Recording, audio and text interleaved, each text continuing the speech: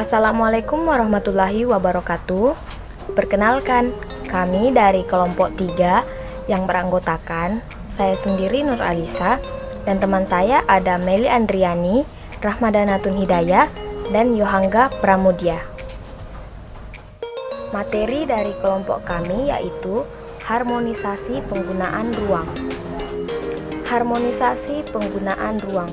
Menurut Tisna Mijaja, menjelaskan pengertian ruang adalah wujud fisik wilayah dalam dimensi geografis dan geometris yang merupakan wadah bagi manusia dalam melaksanakan kegiatan kehidupannya dalam suatu kualitas hidup yang layak. Landasan hukum penyusunan tata ruang di Indonesia secara umum mengacu pada Undang-Undang Nomor 26 Tahun 2007 tentang penataan ruang. Menurut pasal 1 angka 1 Undang-Undang Nomor 26, yang dimaksud dengan ruang adalah wadah yang meliputi ruang darat, ruang laut, ruang udara, termasuk ruang di dalam bumi sebagai satu kesatuan wilayah tempat manusia dan makhluk lain hidup, melakukan kegiatan dan memelihara kelangsungan hidupnya. Tujuan penataan ruang menurut Undang-Undang Nomor 26 Tahun 2007 adalah penyelenggaraan penataan ruang bertujuan untuk mewujudkan ruang wilayah nasional yang aman, nyaman, produktif, dan berkelanjutan berlandaskan wawasan Nusantara dan ketahanan nasional dengan yang pertama, terwujudnya keharmonisan antara lingkungan alam dan lingkungan buatan. Yang kedua, terwujudnya keterpaduan antara penggunaan sumber daya alam dan sumber daya buatan dengan memperhatikan sumber daya manusia. Dan yang terakhir, terwujudnya perlindungan fungsi ruang dan pencegahan dampak negatif terhadap lingkungan akibat pemanfaatan ruang. Selanjutnya, menurut Juniarso Ridwan, konsep dasar hukum penataan ruang tertuang di dalam pembukaan Undang-Undang Dasar 1945 alinea keempat. Pasal 33 ayat 3 Undang-Undang Dasar 1945 berbunyi, bumi dan air dan kekayaan alam yang terkandung di dalamnya dikuasai oleh negara dan dipergunakan untuk sebesar-besarnya kemakmuran rakyat. Selanjutnya, konsep tata ruang dalam 3 dimensi tersebut di atas terkait dengan mekanisme kelembagaan dan untuk perencanaannya diatur dalam pasal 14 yang mengatakan bahwa 1. Pemerintah dalam rangka membuat suatu rencana umum mengenai persediaan, peruntukan, dan penggunaan bumi, air, dan ruang angkasa.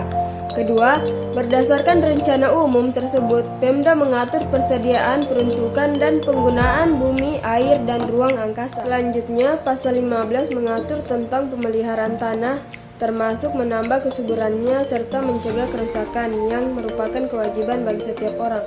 Kenapa kita harus menjaga tanah? Karena tanah merupakan wadah hidup tanaman, tempat jutaan makhluk hidup tumbuh dan berkembang. Dan yang terakhir adalah pemberian Tuhan. Selanjutnya, secara eksplisit Undang-Undang Nomor 26 Tahun 2007 ini tidak mengatur secara tegas dan jelas mengenai tata ruang laut. Pasal 6 ayat 5 secara yuridis normatif menimbulkan ketidakpastian hukum terkait dengan aspek pengelolaan wilayah laut. Selanjutnya kita masuk dalam isu strategis dalam perencanaan ruang laut di Indonesia. Negara Indonesia merupakan negara kepulauan yang dengan jumlah pulau terbesar di dunia dan memiliki kekayaan yang melimpah. Selain itu, 2/3 bagian dari wilayah Indonesia adalah lautan. Wilayah laut yang mendominasi di Indonesia tentunya memiliki banyak potensi untuk dikembangkan. Untuk mengoptimalkan potensi tersebut, diperlukan sebuah perencanaan. Perencanaan diperlukan untuk menghadapi masa depan laut yang semakin kompetitif. Sumber daya pesisir dan lautan merupakan potensi penting dalam pembangunan masa depan.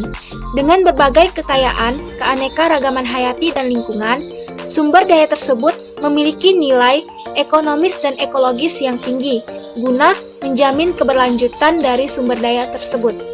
Potensi kawasan pesisir tentunya tidak lepas dari permasalahan yang diakibatkan oleh ketidaksesuaian sumber daya.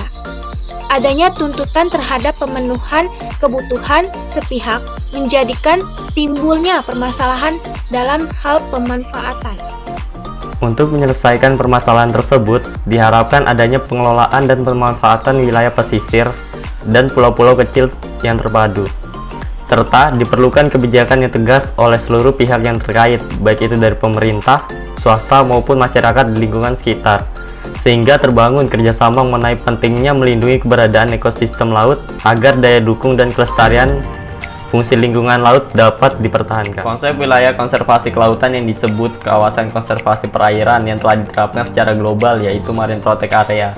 Sesuai dengan peraturan pemerintah nomor 60 tahun 2007 menyebutkan bahwa kawasan perairan yang dilindungi dikelola dengan sistem zonasi untuk mewujudkan pengelolaan sumber daya yang berkelanjutan, di mana konsep Marine Protect Area tersebut merupakan daerah pesisir yang sebagian atau seluruh bagiannya dikelola secara resmi dan dijadikan sebagai kawasan yang dilindungi oleh perundang-undangan. Diterapkannya kawasan konservasi perairan tersebut telah diatur sebagai solusi dalam pengelolaan sumber daya laut untuk menjaga ekosistem di dalamnya, sehingga dapat memberikan banyak manfaat seperti peningkatan produksi perikanan karena adanya perlindungan di daerah penting serta adanya potensi pariwisata. Seluruh aspek di dalam kawasan dilindungi sesuai dengan target perlindungannya dan akan dikelola melalui adanya sistem zonasi. Adapun strategi dalam pemanfaatan ruang laut dan pulau-pulau kecil yaitu dengan mengelompokkan pulau-pulau kecil yang tersebar di wilayah NKRI berdasarkan lokasi geografis dan kondisi fisik, sosial, ekonomi, budaya, politik, dan keamanan. Selain itu dapat dilakukan juga dengan menetapkan pulau-pulau kecil yang berpotensi sebagai kawasan prioritas dengan dukungan sarana dan prasarana wilayah. Peningkatan pelayanan jaringan prasarana wilayah untuk menunjang pengembangan ekonomi di wilayah laut dan pesisir, serta ketersediaannya yang memadai akan menunjang pemanfaatan sumber daya laut dan pesisir secara optimal. Selain itu, ada beberapa program pada ekosistem pesisir dan pulau-pulau kecil yang dapat diterapkan, adalah dengan pemanfaatan keanekaragaman hayati dengan pengelolaan kelestarian kawasan pesisir dan laut, pengembangan potensi ekowisata pesisir dan pulau-pulau kecil, serta rehabilitasi dan konservasi ekosistem pesisir dan pulau-pulau kecil untuk meningkatkan produktivitas ekosistem di wilayah tersebut. Cukup sekian materi dari kelompok kami. Kurang dan lebihnya kami mohon maaf. Terima kasih.